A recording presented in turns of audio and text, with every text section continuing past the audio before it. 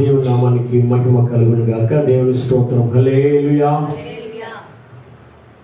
ప్రభు కృపను బట్టి మరొకసారి ఈ విధంగా ఆయన సన్నిధిలో చేరి ఆయనను స్తుతించడానికి, ఘనపరచడానికి దేవుడి మంచి సమయాన్ని మనకు ఆయన అనుగ్రహించి ఉన్నాడు. దేవుని స్తోత్రం. ఆయా సందర్భాల్లో మన జీవితంలో ఊహించని సంఘటనలు మనకు ఎదురవుతూ ఉంటాయి. ఎందుకంటే సమస్తమును ఎరిగిన వాడు దేవుడు. మనకు అన్ని విషయాలు తెలియదు. కొన్నిసార్లు ఏది ఎప్పుడు ఎందుకు ఎలా జరుగుతుందో మనకు అర్థం కాక కొన్నిసార్లు మనం అయోమయ పరిస్థితుల్లోనికి మనం నెట్టబడే పరిస్థితి మనకు కనబడుతూ ఉంటుంది. అయితే దేవుడు సమస్తమును బాగుగా ఎరిగిన వాడు. ఆయన మన భూతకాలాన్ని, వర్తమాన కాలాన్ని, భవిష్యత్ కాలాన్ని, సమస్తాన్ని ఎరిగిన దేవుడు. ఆయా భక్తుల జీవితంలో ఆయా సందర్భాలలో వారు తల్లడిల్లిన సందర్భాలు. ఎందుకు తల్లడిల్లారు అంటే, కొన్ని సందర్భాల్లో తమ చుట్టూ ఎంతో మంది ఉన్నారు, తమతో ఎంతో మంది సహవాసం చేశారు. కానీ కొన్ని సమయాలు వచ్చేటప్పటికి మహాభక్తులు అనుకున్న వాళ్ళు సహితం ఒంటరితనాన్ని అనుభవించిన పరిస్థితిని మనం చూస్తాం. ఆ ఒంటరితనంలో వారు తమ అభిప్రాయాలను లేక తమ అనుభవాలను పంచుకున్న సందర్భాలు దేవుని వాక్యంలో మనకి కనబడతా ఉంటాయి. ఉదాహరణకు దేవుని వాక్యముల నుండి మనం చూసినట్లయితే యోహాను సువార్త. దేవుని స్తోత్రం. యోహాను సువార్త ఒకసారి మీరు చూడండి. యోహాను సువార్తలో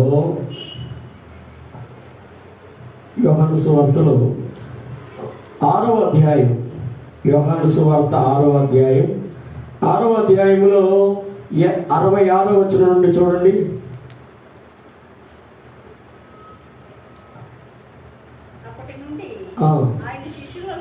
అప్పటి నుండి ఆయన శిష్యులలో అనేకులు వెనుకకు తీసి మరి ఎన్నడూను ఆయనను వెంబడింపలేదు.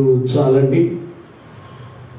యేసుక్రీస్తు ప్రభువారిని అనేక మంది వెంబడించారట. 12 మంది శిష్యులు, తర్వాత 70 మందిని ఆయన ఏర్పాటు చేసుకున్నాడు. 70 మందిని ఏర్పాటు చేసుకోవడం మాత్రమే కాక ఆయన ఎక్కడికి వెళ్ళినప్పటికీ బహుజన సమూహములు ఆయనను వెంబడించినట్లుగా దేవుని వాక్యంలో మనం చూస్తూ ఉంటాం. యేసయ్య ఎక్కడికి వెళ్ళినప్పటికీ మరి ఇసుకేస్తే రాలనంత మంది జనం, అంటే బహుజన సమూహములు ఆయనను వెంబడించారు. ఆయనను వెంబడించడానికి కారణం ఉంది. ఆయన మాటలు అనేకులను ఆదరించాయి.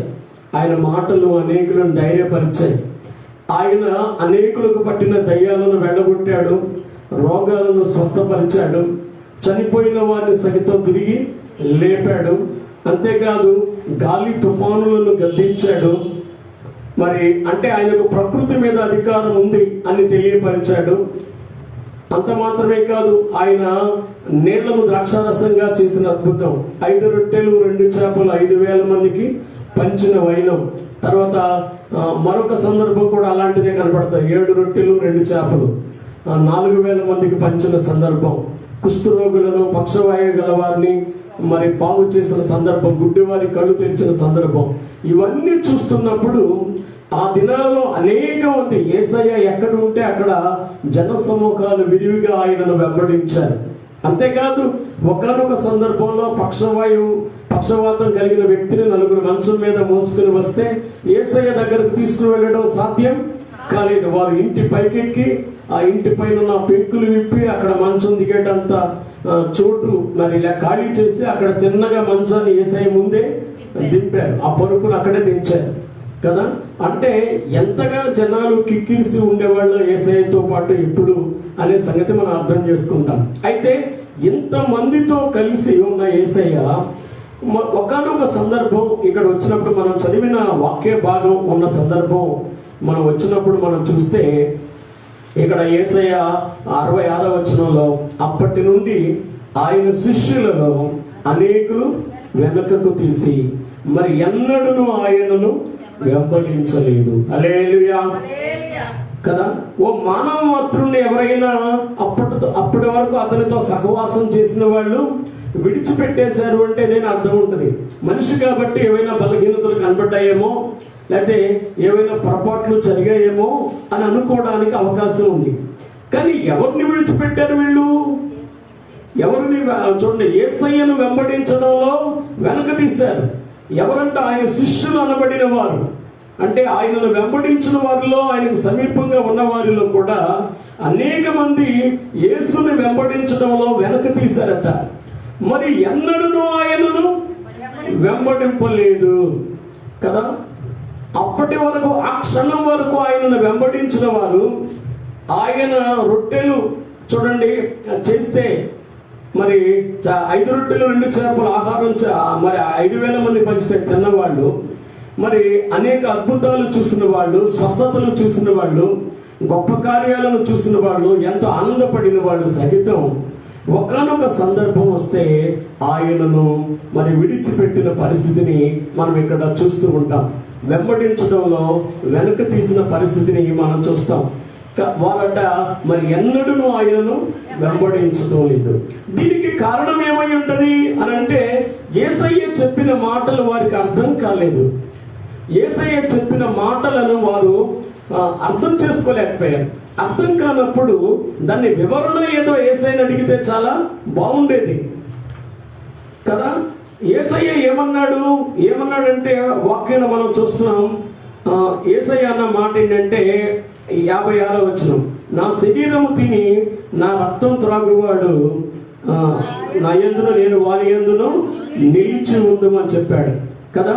అంతేకాదు 52లో ఈయన తన శరీరమును ఎలాగో తినేయగలను ఒకరితో ఒకడు వాదించిరి కదా. యేసయ్య ఏమన్నాడంటే 54లో నా శరీరము తిని నా రక్తం త్రాగువాడే నిత్య జీవము గలవాడు, అంత్య దినమున నేను వానిని లేపుదును. నా శరీరము నిజమైన ఆహారమును, నా రక్తము నిజమైన పానమును అయ్యున్నది. దేవుని స్తోత్రం కదా. వారు రొట్టెల కోసం యేసుని వెంబడిస్తున్న వారు ఉన్నారు కొంతమంది. దేవునికి స్తోత్రం. అంతకు ముందు 6వ అధ్యాయం ఆరంభం నుండి చూస్తే ఆయన 5 రొట్టెలు 2 చేపలు 5,000 మందికి పంచడం అనేది 6వ అధ్యాయంలో మనకు కనబడుతుంది. దేవునికి స్తోత్రం కదా. ఇదే అధ్యాయంలో, ఈ 6వ అధ్యాయంలోనే కనబడుతుంది కదా. అయితే యేసయ్య అన్నాడు, క్షయమైన ఆహారం కోసం మీరు కష్టపడొద్దు, అక్షయమైన ఆహారం కోసం మీరు కష్టపడండి అని సెలవిచ్చాడు. పరలోకము నుండి దిగి మీ పితరులు అరణ్యములో మన్నాను తినినను వారు చనిపోయారు, కానీ పరలోకము నుండి దిగి వచ్చిన మన్నాను నేనే. 47వ వచనం ప్రకారం విశ్వసించువాడే నిత్య జీవం గలవాడు, జీవాహారము నేనే. 50వ వచనం ప్రకారం దీనిని తినువాడు చావకుండానట్లు పరలోకము నుండి దిగి వచ్చిన ఆహారం ఇదే, పరలోకము నుండి దిగి వచ్చిన జీవాహారము నేనే. అంటే యేసయ్య చెప్పిన ఈ మాటలు వారికి ఏమాత్రం కూడా అర్థము కాలేదు. ఇది కడు విచారకరమైన విషయం. దేవునికి స్తోత్రం కదా. నా శరీరము తిని నా రక్తము త్రాగువాడే నిత్య జీవము కలవాడు, అంత్య దినమున నేను వానిని లేపుదును అని ఆయన సెలవిచ్చాడు. అయితే ఆ వచ్చిన వాళ్ళంతా ముందు రోజు మరి రొట్టెలను చేపలను ఆయన మరి ఇచ్చాడు కదా, ఆహారంగా తిన్నారు కదా పేకల దాకా, మరలా కూడా అలాగే చేస్తాడేమో అని యేసయ్య ఎక్కడున్నాడా అని వెతుక్కుంటూ వచ్చారంట. మీరు సూచనలను చూచడం వలన కాదు, రొట్టెలు భుజించి తృప్తి పొందుట వలనే నన్ను వెతుకుచున్నారు అని ఆయన సెలవిచ్చాడు. మీరు వెతికేది సరైన పద్ధతి కాదు, మీరు నా నుండి ఆశించేది సరైన విధానం కాదు. ఏమి నా నుండి ఆశించాలో అది మీరు ఆశించడం లేదు. నేను మీ నుండి ఏమి కోరుకుంటున్నానో అది మీరు కోరుకోవడం లేదు. మీరు ఎలా బ్రతకాలని కోరుకుంటున్నానో, ఏమి అర్థం చేసుకోవాలని కోరుకుంటున్నానో, మీరు ఏమి తెలుసుకోవాలని నేను కోరుకుంటున్నానో, నా చిత్తం ఏంటో మీరు ఏమాత్రం కూడా ఎరగడం లేదు. మీరు ఎంతసేపు ఈ శరీరానికి కావలసిన క్షయమైన ఆహారం కోసం, ఈ రొట్టెల కోసం నన్ను వెంబడిస్తున్నారు, కానీ నేను చేసేది మీకు అర్థం కావటం లేదు, గ్రహించడం లేదు. 5 రొట్టెలు 2 చేపలు 5,000 మందికి పెడితే ఇది ఎలా జరిగిందనేది వాళ్ళకి ఏమాత్రం గ్రహింపే అసలు గ్రహింపే రాలేదంట. మరుసటి రోజు కూడా తినడానికి బయలుదేరి వచ్చేసారట. అయితే యేసయ్య చెప్పాడు, నా శరీరము తిని నా రక్తం త్రాగువాడే నిత్య జీవము కలవాడు, అంత్య దినమని నేను వానిని లేపుదును అని ఆయన సెలవిచ్చాడు. ఈయన తన శరీరంలో ఎలాగో తిననీయగలడు అంటే మనం ఎలా కనపడుతున్నాం? ఈయన్ని తినేసినట్టు కనపడుతున్నామా అంటే ఆయన చెప్పిన అర్థం వేరు. చూడండి, ఆయన సిలువలో అర్పించబోయే తన శరీరానికి వచ్చి దిందించబోయే తన రక్తాన్ని గురించి ఆయన సెలవిచ్చాడు కదా. దేవునికి స్తోత్రం. నా శరీరం తిని నా రక్తం త్రాగువాడే నిత్య జీవం కలవాడని చెప్తే వాళ్ళు అనుకుంటున్నారు ఇది కఠినమైన మాట. ఎలాంటి మాట అంటే 60వ వచనం, ఆయన శిష్యులలో అనేకులు ఆ మాట విని ఇది కఠినమైన మాట, ఇది ఎవడు వినగలడని చెప్పుకొని. దేవుని స్తోత్రం. యేసు తన శిష్యులు దీనిని గురించి సణుగుకొనుచున్నారని తనకు తానే ఎరిగి వారితో ఇట్లనెను, దీని వలన మీరు అభ్యంతరపడుచున్నారా? దేవునికి స్తోత్రం. హల్లెలూయా కదా. ఎందుకు మీరు అభ్యంతరపడుతున్నారు? మీకోసం నేను సిలువలో బలి అవుతాను అనే సత్యాన్ని, మీకోసం నా శరీరం చేర్చబడుతుందనే సత్యాన్ని, మీకోసం నా రక్తాన్ని చిందిస్తాననే సత్యాన్ని గురించి నేను మీకు తెలియజేస్తున్నాను. నా శరీరం తిని నా రక్తం త్రాగువాడే నిత్య జీవము కలవాడు అని చెప్తున్నాను. మీకోసం బలి అవ్వడానికి నేను సిద్ధంగా ఉన్నాను. క్షయమైన ఆహారం కోసం మీరు కష్టపడొద్దు, అక్షయమైన ఆహారం కోసం మీరు కష్టపడండి అని సెలవిస్తే ఇది మీరు అర్థం చేసుకోలేకపోతున్నారు. ఈ విషయంలో మీరు అభ్యంతరపడుతున్నారు. ఇది కఠినమైన మాట, ఇది ఎవడు వినగలడు అని మీరు చెప్పుకుంటున్నారు ఏంటి అని చెప్పి యేసయ్య మరి వాళ్ళతో చెప్పాడు. అంత మాత్రమే కాదు, మరొక మాట కూడా అన్నాడు 65లో, మరియు ఆయన తండ్రి చేత వారికి కృప అనుగ్రహింపబడకుంటే ఎవడును నా యొద్దకు రాలేడని ఈ హేతువుని బట్టి మీతో చెప్పితునను. అంటే ఎవరైనా నా యొద్దకు రావాలంటే ఏం జరగాలి? తండ్రి చేత కృప అనుగ్రహించబడాలి. ఆ కృప అనుగ్రహించబడకపోతే ఎవరు నా యొద్దకు రాలేరు అని ఆయన సెలవిస్తున్నాడు. చూడండి, ఆ మాట అన్న తర్వాత 66వ వచనంలో, అప్పటి నుండి అంటే యేసయ్య మాట అన్న అప్పటి నుండి ఆయన శిష్యులలో అనేకులు వెనుక తీసి మరి ఎన్నడూ ఆయనను వెంబడింపలేదు. అంటే అప్పటి వరకు వెంబడించిన వాళ్ళు ఆ క్షణం నుండి యేసయ్యను వెంబడించడం మానేశారు కదా. ఇందులో యేసయ్య మాట్లాడిన మాటల్లో ఏదైనా తేడా ఉందంటారా? యేసయ్య చిత్తాన్ని వాళ్ళు ఏమాత్రం అర్థం చేసుకోరు. అప్పటి వరకు కోలాహలంగా వెంబడించిన వారు, గుంపులు గుంపులుగా వెంబడించిన వారు, వారి మేలు కోసం, వారి క్షేమం కోసం ఆయన సిలువలో చేయబోయే బలియాగమును గురించి చెప్పినప్పుడు అది ఏమాత్రం అర్థం కాలేదు. అర్థం కానప్పుడు అడిగి అర్థం చేసుకునే ప్రయత్నం కూడా చేయలేదు. ఇది కఠినమైన మాట, ఈ మాట మేము వినలేము అనుకుని యేసయ్యను వదిలేసి వాళ్ళు వెళ్ళిపోయారు. దీని వలన యేసయ్యకి ఏమైనా నష్టం ఉందా? యేసయ్యకి ఏమైనా నష్టం? వాళ్ళు వీళ్ళు అనొచ్చు, యేసయ్యను వెంబడించే వాళ్ళు చాలా మంది తగ్గిపోయారు. నిన్నమొన్నటి దాకా బాగా తిరిగేవాళ్ళు, ఇప్పుడు యేసయ్య వెనకాల ఎవరు లేరు. చాలా తక్కువ మంది ఉన్నారు యేసయ్య వెనకాల. అయిపోయింది, యేసయ్య పని అయిపోయింది. ఎంతమంది అయ్యారు కదా. అంటే యేసయ్య ఒకటే అన్నాడు, తండ్రి చేత కృప అనుగ్రహింపబడకుంటే ఎవడు నా యొద్దకు రాలేడు. అంటే ఏంటి? వచ్చారు కానీ వారికి కృప లేదు. వారు ఏమైపోయారు? వెనుదిరిగిపోయిన పరిస్థితిని మనం ఇక్కడ చూస్తున్నాం. యేసయ్యను వెంబడించడం మానేశారంట. వాళ్ళు మానేయడం మాత్రమే కాదు, మరి ఎన్నడూ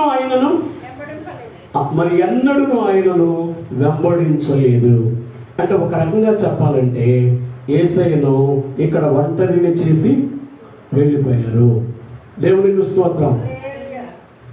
ఎవరు వచ్చినా, ఎవరు వెళ్ళిపోయినా, ఏ పని నిమిత్తం యేసయ్య ఈ లోకానికి వచ్చాడో ఆ పనిని చేయడంలో ఆయన ఏమి అక్కడ చతికిలు పడి కూర్చోలేదు. ఆ క్షణం వరకు గుంపులుగా వెంబడించారు. ఆ క్షణంలో ఆయనను వెంబడించడం మానేశారు. ఎవరు మానేసిన తండ్రి చిత్తాన్ని నెరవేర్చడంలో యేసయ్య క్షణం కూడా ఆలస్యం చేయలేదు కదా. గుంపుగా ఉన్నప్పుడు తండ్రి చిత్తాన్ని చేశాడు.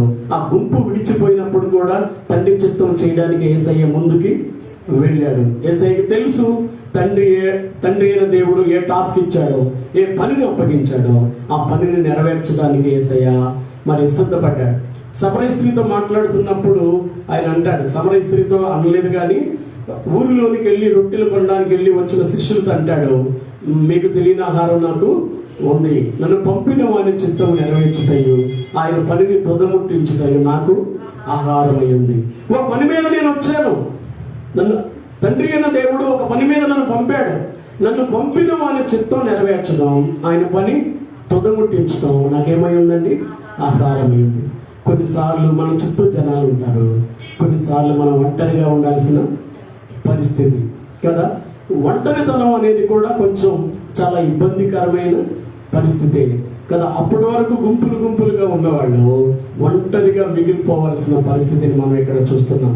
అయితే యేసయ్య మిగిలిన ఆ 12 మంది శిష్యులతో కూడా అంటున్నాడు, ఆ 70 మంది వెళ్ళిపోయారు, ఆయన వెంబడించిన వాళ్ళంతా వెళ్ళిపోయారు. ఇప్పుడు యేసయ్య వాళ్ళతో అంటాడు 12 మందితో ఏమన్నాడంటే 67లో, కాబట్టి యేసు మీరు కూడా వెళ్ళిపోవాలని ఉన్నారా అంటే అందరూ వెళ్ళిపోయారుగా. ఇప్పుడు వరకు రొట్టెలు తిన్న వాళ్ళంతా వెళ్ళిపోయారు, అద్భుతాలు చూసిన వాళ్ళంతా వెళ్ళిపోయారు, ఆశ్చర్యకార్యాలు చూసిన వాళ్ళే వెళ్ళిపోయారు, నేను చెప్పిన మాట అర్థం చేసుకోలేక వెళ్ళిపోయారు. వాళ్ళ మేలు కోసం నేనేం చెప్పాను ఆ మాట వాళ్ళకి కఠినమైన మాటగా అనిపించింది.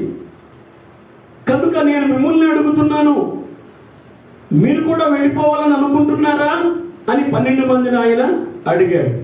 అడిగితే చూడండి, సీమోను పేతురు చెప్తున్నాడు 68లో, ప్రభువా ఎవరి యొద్దకు వెళ్ళుదుము, నీవే నిత్య జీవపు మాటలు కలవాడువు, నీవే దేవుని పరిశుద్ధుడవని మేము విశ్వసించి ఎరిగి ఉన్నామని ఆయనతో చెప్పెను. దేవుని స్తోత్రం.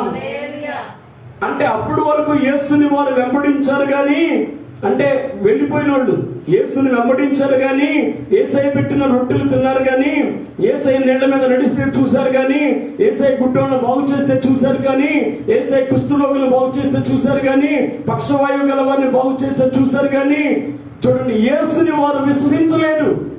ఎందుకంటే విశ్వసించలేదు అనే మాట ఎక్కడ కనపడుతుందంటే 64వ వచనం, మీలో విశ్వసించిన వారు కొందరున్నారని వారితో చెప్పాను. విశ్వసించని వారెవరో, తన్ను అప్పగించబోవాడెవడో మొదటి నుండి యేసునకే తెలియదు, యేసునకు తెలియదు. హల్లెలూయా. అంటే యేసుని వారు వెంబడించారు కానీ అప్పటి వరకు, అక్షణం వరకు యేసు చేసిన అద్భుతాలు చూశారు కానీ యేసుని వారు విశ్వసించలేకపోయారు. ఎన్ని చూసినప్పటికీ వాళ్ళ బ్రతుకుల్లో మార్పు రాలేదు, దేవుని మహిమను గుర్తించలేకపోయారు. ఇది ఎలా సాధ్యం? 5 రొట్టెలు 2 చేపలు 5,000 మందికి అని పంచాడంటే ఆయన మహాత్యం ఏంటిది అది గ్రహించలేకపోయారు. స్వస్థపరిచే ఆయన శక్తిని గ్రహించలేకపోయారు, ఆయన చేసిన అద్భుతాలు గ్రహించలేకపోయారు, పశ్చాత్తాపడలేకపోయారు. మీలో విశ్వసించిన వారు కొందరు ఉన్నారు అని యేసయ్య చెప్పాడు. తను అప్పగించేవాడెవరో, విశ్వసించిన వారెవరో యేసయ్యకి తెలుసు. ఆ రోజు యేసయ్య ఆ మాట అన్న తర్వాత వాళ్ళ రంగంతా బయటపడింది. ఇది కఠినమైన మాట, ఎవడు వినగలడు అనుకుని ఏం చేశారు, ఆయనను వెంబడించడం మానేశారు. మళ్ళా ఇక ఎన్నడూ ఆయనను వెంబడించలేదు. యేసయ్య ఇప్పుడు ఉన్న కొద్ది మందితో, ఆ 12 మందితో అంటాడు, మీరు కూడా వెళ్ళిపోవాలనుకుంటున్నారా అన్నాడు. మీరు వెళ్ళొద్దు అంటలేదు, మీరు కూడా వెళ్ళిపోవాలనుకుంటున్నారా అంటే మీరైనా విశ్వసిస్తున్నారా లేదా అని అక్కడ అర్థం. వాళ్ళు నమ్మలేదు, మీరైనా నమ్ముతున్నారా లేదా అన్నట్టుగా మాట్లాడితే సీమోను పేతురు అంటాడు, ప్రభువా ఎవని యొద్దకు వెళ్ళుదుము, నీవే నిత్య జీవపు మాటలు కలవాడవు, నీవే దేవుని పరిశుద్ధుడు అని విశ్వసించి మేము ఎరిగి ఉన్నామని ఆయనతో చెప్పెను. దేవునికి స్తోత్రం. హల్లెలూయా. చూడండి అండి, అంతమంది గుంపు యేసయ్యను వెంబడించడం మానేసి యేసయ్యను ఒంటరి చేసి వెళ్ళిపోయారు. కానీ యేసయ్య తండ్రి చిత్తం చేయడానికి ఎవరు వచ్చినా ఎవరు వెళ్ళిపోయినా యేసయ్య తన పని తాను చేసుకుంటూ వెళ్ళిపోయాడు. మన జీవితంలో ప్రియారా, మనం అప్పుడప్పుడు పాటలు ఉంటాం, ఎవరెవరో ఎదురవుతుంటారు, ప్రాణానికి నా ప్రాణం అంటారు, కష్టాలలో వారు కదిలిపోతారు, కరుణగల యేసు నీతో ఉంటాడు. దేవుని స్తోత్రం. జీవిత పయనంలో ఎంతో మంది మనతో ప్రయాణం చేస్తూ ఉంటారు, కానీ ఎంతో మంది కూడా మనల్ని విడిచిపోయే అవకాశం కూడా ఉంది. దేవుని స్తోత్రం. కానీ ఎవరు వచ్చినా ఎవరు వెళ్ళినా ఎవరు ఉంటారు మనతో? యేసయ్య ఎల్లప్పుడూ కూడా మనతో కూడా ఉన్నాడు. ఈ సత్యాన్ని మనం గమనించాలి. యేసయ్య ఇదే మాట 16వ అధ్యాయం అంటాడు చూడండి. దేవునికి స్తోత్రం. 16వ అధ్యాయంలో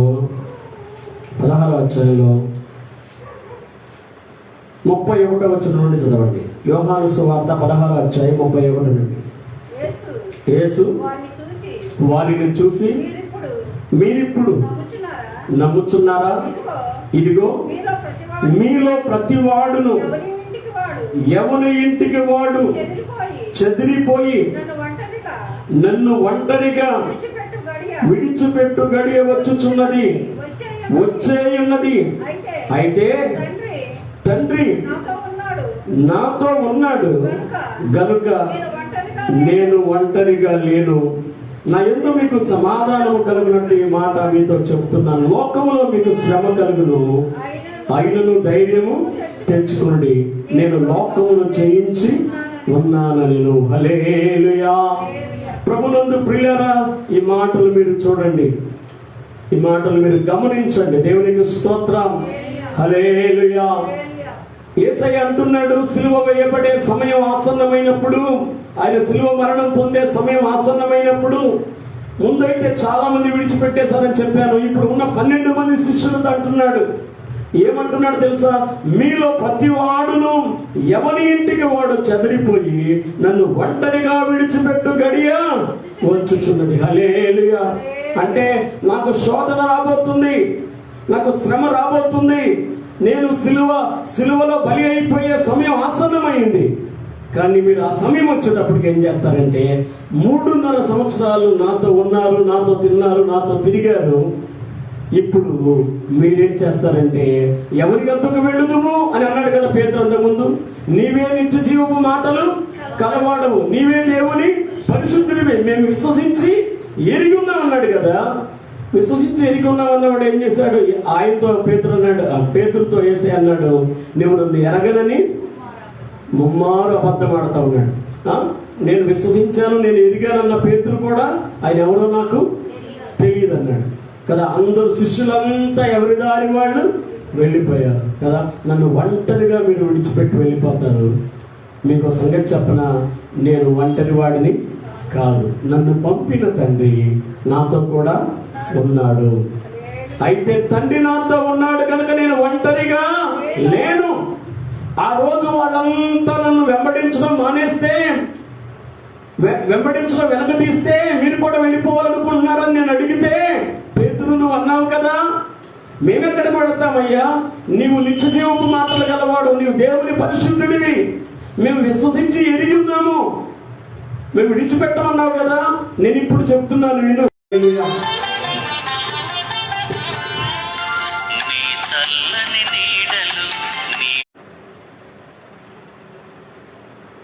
దేవుని స్తోత్రం. హల్లెలూయా కదా. నీవు నన్ను ఎరగనని మరి ముమ్మారు అబద్ధం ఆడతావు పేతురు. నేను విశ్వసించి ఎరిగి ఉన్నానన్నావు, నేను ఎక్కడికి వెళ్తాను? నువ్వు దేవుని పరిశుద్ధుడివి, నిత్య జీవ మాటలు గలవాడివి అన్నావు. నీవు మాత్రమే కాదు, ఎవరి ఇంటికి వారు వెళ్ళిపోయే సమయం. దేవునికి స్తోత్రం. ఎవరి ఇంటికి వారు వెళ్ళిపోతారు. అయితే మీరు నన్ను ఒంటరి వాడిని చేసేస్తారు, కానీ ఎవరున్నా నాతో పాటు తండ్రి నాతో ఉన్నాడు కనుక నేను ఒంటరిగా లేను. మీ జీవితంలో ఈ మాటలను బట్టి ఒక మాట అర్థం చేసుకోండి. ఎప్పుడు ఎవరు మనతో ఉంటారో, ఎవరు మనతో ఉండరో మనకే సంగతి కూడా తెలియదు.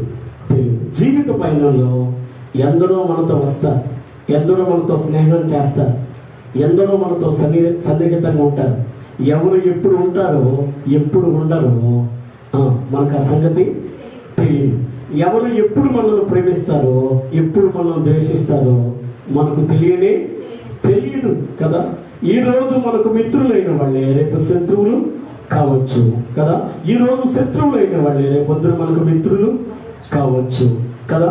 అయితే ఒకటి మాత్రం గుర్తుపెట్టుకోండి, నీతో ఎవరున్నా లేకున్నా నిన్ను పిలిచిన యేసయ్య ఉన్నాడు, నిన్ను రక్షించుకున్న యేసయ్య ఉన్నాడు. దేవుని స్తోత్రం. కొందరు ఉన్నారు, మనం పచ్చగా ఉంటే మనతో ఉంటారు, మనం కాస్త ఎండిపోతున్నాం అనుకుంటే మనకు దూరంగా పోతారు, మన పరిస్థితులు బాగున్నాయి అనుకుంటే మన చుట్టూ ఉంటారు కదా. ఏదో కథ చెప్తూ ఉంటారు కదా వేమన పద్యంలో.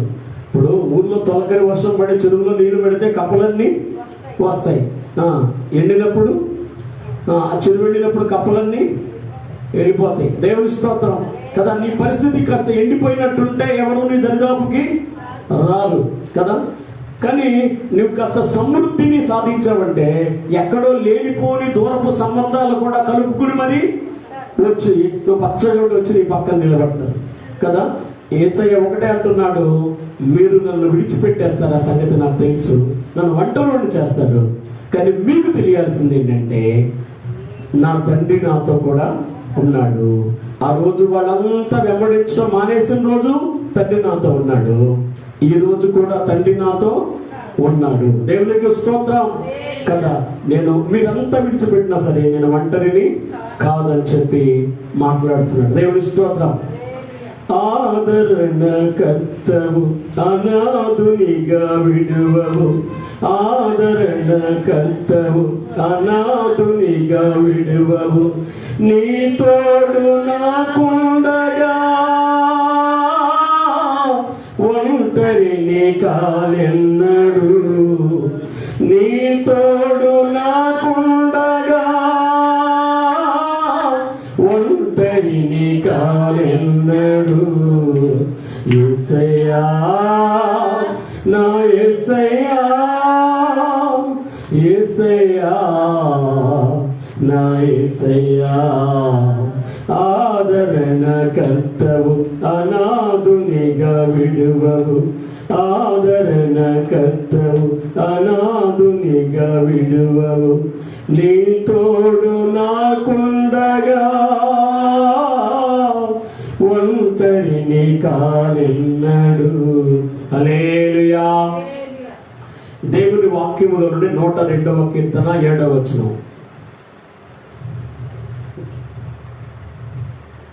102వ కీర్తన 7వ వచనం చదవండి.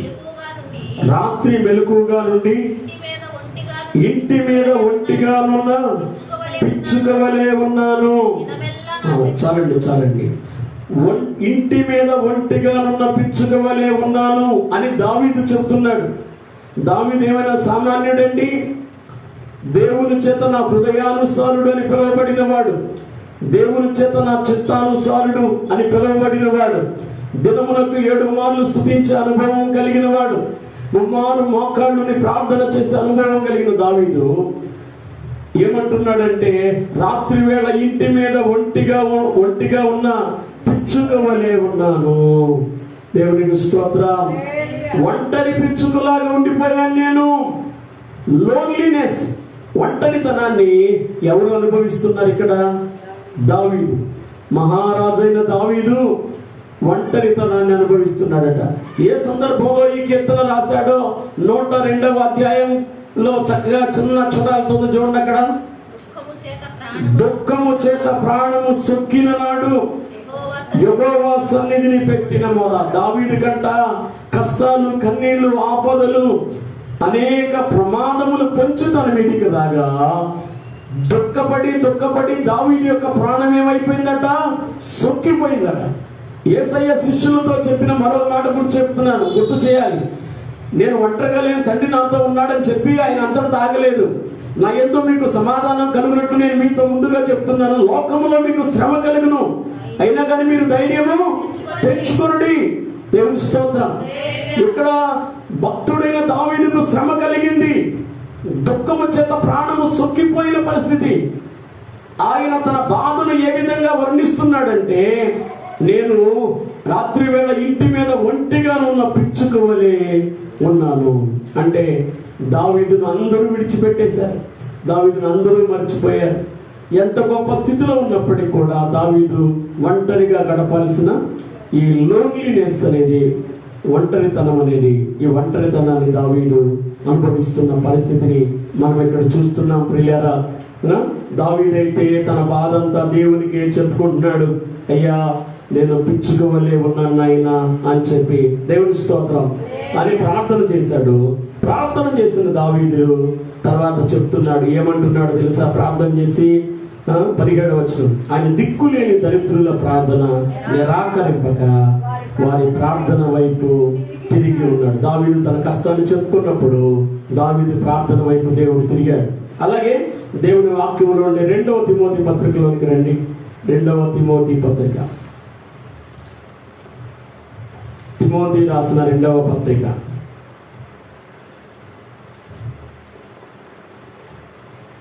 తిమోతికి పౌలు రాసిన 2వ పత్రిక,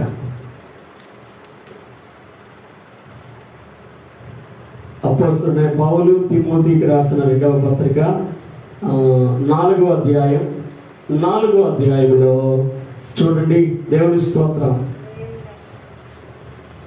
9-10 వచనాలు చదవండి. నా యొద్దకు త్వరగా వచ్చుటకు తిమోతితో అంటున్నాడు. ఇదే అపోస్తలుడైన పౌలు రాసిన చివరి పత్రిక. ఈ పత్రిక రాసిన తర్వాత అపోస్తలుడైన పౌలు దేవుని కొరకు హతసాక్షి అయ్యాడు కనుక ఆయన తన ఈ లోకాన్ని విడిచిపెట్టవలసిన సమయం వచ్చినప్పుడు తిమోతికి ఈ పత్రిక రాస్తుంటాడు. తిమోతి, త్వరగా నా యొద్దకు త్వరగా వచ్చుటకు ప్రయత్నం చెయ్యి. నా దగ్గర ఉన్న దేమా ఏం చేశాడు? ఏకలోకమును స్నేహించి నన్ను విడిచి తెస్సలోనికకు వెళ్ళను. ఆ రోజు వరకు పౌలుతో ప్రయాణం చేసిన వ్యక్తి అంట ఏం ప్రేమించాడంట? ఏ స్నేహం కావాలనుకున్నాడు? ఈ లోక స్నేహము, ఏకలోకమును స్నేహించి కదా. ఈ లోక స్నేహము దేవునితో వైరమని మీరు ఎరగరా అని యాకోబు అంటున్నాడు కదా.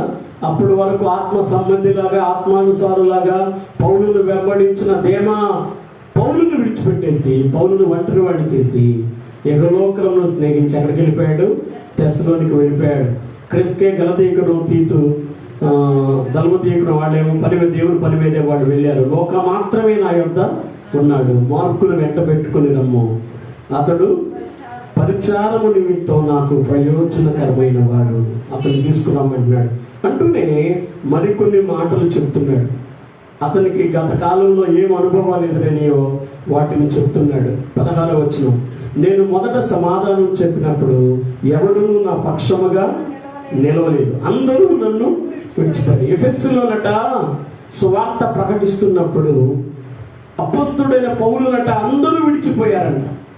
అందరూ విడిచిపోయారు. ఆ రోజు ఆ క్షణం వరకు పౌలుని వెంబడించిన వారు, పౌలుతో పాటు ఉన్నవాళ్ళు ఏమైనట? ఆయన్ని విడిచిపోయారట. అందరూ నన్ను విడిచిపోయి ఇది వారికి నేరముగా ఎంచకుండాగాక అని చెప్తూ, అయితే 17లోనే ప్రభువు నా ప్రక్క నిలిచి నన్ను బలపరిచిన గనుక నేను సింహము నోట నుండి తప్పించబడ్డాను. దేవుని స్తోత్రం. మీరు జ్ఞాపకం చేసుకోండి, పౌలు తనను ప్రేమిస్తున్నారు అనుకున్న వాళ్ళంతా ఏమైపోయారు? పౌలుని విడిచిపెట్టి కష్ట సమయంలో, శోధన సమయంలో, ఆపద సమయంలో అందరూ విడిచిపెట్టి వెళ్ళిపోయారు. దేమయేమో ఏకలోకాన్ని స్నేహించి వెళ్ళిపోయాడు, తెస్సలోనికకు వెళ్ళిపోయాడు.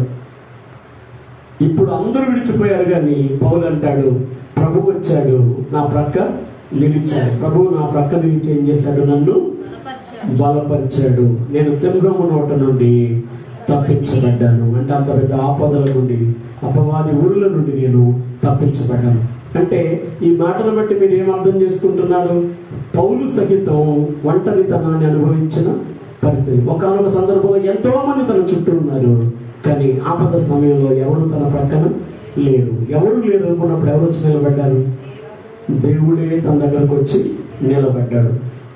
మరో మాటలో చెప్పాలంటే యేసయ్య అన్నాడు, మీరు అందరూ నన్ను విడిచిపెట్టి వెళ్ళిపోతారు, కానీ నా తండ్రి నాతో కూడా ఉన్నాడు అంటాడు. పౌలు అంటాడు, అందరూ విడిచిపెట్టిపోయారు కానీ ప్రభువు నా ప్రక్క నిలిచి నన్ను బలపరిచాడు కనుక నేను సింహాల నోటి నుండి తప్పించబడ్డాను అంటాడు.